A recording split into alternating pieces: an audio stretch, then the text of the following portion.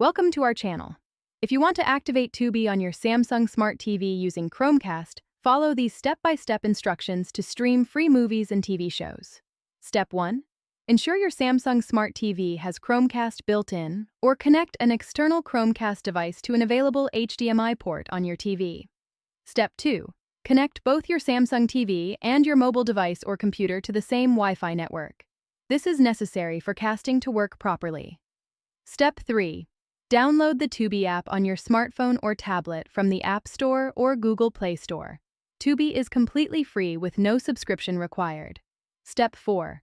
Open the Tubi app on your mobile device.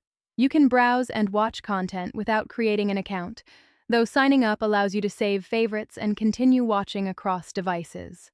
Step 5. Find a movie or TV show you want to watch and start playing it on your mobile device.